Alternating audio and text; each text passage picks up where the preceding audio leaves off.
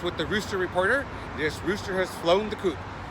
We have today a dilemma in the Hamilton neighborhood. We have Efren Gabriela, who is one of our homeless residents that lives in the area. We feel here in Hamilton that the homeless are our neighbors, even though they don't have a physical house. So we always make them feel welcome and part of the neighborhood by bringing them water or pet food for their dogs or whatnot. Just acknowledging the homeless and letting them know that we're there also. And it's just really cut down on a lot of possible crime rates. He's been able to. How long have you been living here in your car? About a year and a half. He's been parking respectfully, obeying the street signs and obeying the laws. Never getting a ticket or anything. Moving his car when he has to and stuff like that. But what really caught me by surprise today, right, that I noticed the parking enforcement was on the opposite side of the street that they normally were, because the north side of the street is the one that's being swept, right, which is Tuesday, which is today, and tomorrow's Wednesday. And today's Wednesday. Tomorrow's Wednesday, which means this should have never had. He had a chance to deal with it before tomorrow's posted sign. Now, I've had experiences with that posted sign for what it says. So technically, the parking enforcement was not working a beat or anything like that. He was just parking enforcement who should have been following the street sweeper, giving tickets to parking people that were parked on the other side of the street that the street sweeping went by. Now, it's a 1986 Ford Cutlass, right? A burgundy one. Can you tell me what happened? For lack of registration. So he wasn't just driving, he just came over here because your car. You can drive it because and you have a driver's license? You don't have a driver's license? Okay, you're going to take care of everything. Okay. But the thing, was it registered? Did they give you an opportunity to call or anything? Because I drove by here about 9:30 in the morning and then I come back in the afternoon. Now, I don't know if you guys are aware that there is a process. When they take his only shelter away, he confirmed that there was the parking enforcement that has showed up, right? And then it was a black and white car. Because a black and white car has to show up to make the tow call. A parking enforcement can't do that. So a police officer came out, right? The parking enforcement. But the parking enforcement cannot call the tow company. So did a cop car show up? Yes. Okay, so a cop car showed up. Okay.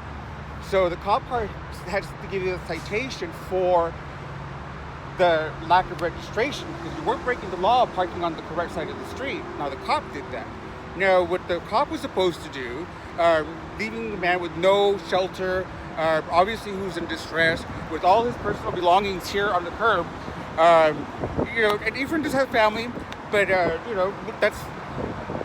there's family issues there that he chooses not to ask for help through that route. So basically, what should have happened was Efren should have been offered supportive services through the Long Beach Police Department, meaning that they put him in touch with the social worker, give him somewhere to sleep, and also everything that you see in the back, every little single thing is supposed to be inventoried for him, so that upon his return or whatever help we're trying to get him, that he still has his belongings. This is all he owns, okay? And so where he's at is he wants to get to the DMV, pay the registration about $200, right? About $200 some odd dollars for the registration. It's a 1986 Cutlass Supreme, if you can imagine. But in the meantime, I brought him a bag of. Did I bring you the bag? But I brought you a bag of a toothbrush and toothpaste and little Ziploc baggies and roll of toilet paper. Not much, but that's what I can do. And then I'm using my skills as a community reporter and trying to bring light to the situation for homeless and helping Efren out here. He's here at the corner of Orange and the 91 freeway. I brought him some extra sturdy bags.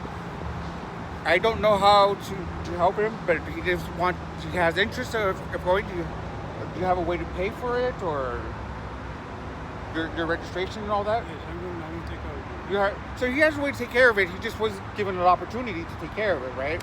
Also, one thing about being economically disadvantaged is that choices are made for you, unfortunately, But I just wanted to put that out there to our viewers, so and so I feel for you, man.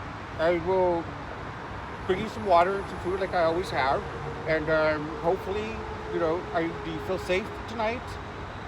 Because I know what happens in these situations. You get jacked for all your stuff because it's not in the car, and Collect count, collect everything, sell something. Yeah, yeah. And he makes his money recycling. His car was just full of recycles. He just lived out of the driver's seat, and when he did have a dog, the dog lived in the floorboard or the other side of the car. But for the most part, he recycled, and that's how he makes his money and stuff like that. But we have to remember that even though he's down on his luck, he's still our neighbor. We still need to care for them. I will be calling the Long Beach Police Department and seeing why they didn't help him out, but they took his property away. And with that, we'll continue and we'll follow up with this. Thank you. And I feel for you, brother. Feel for you, man. All right. Thank you. And then what I'll do is I'll just cut it and edit it from here and all of that. Okay.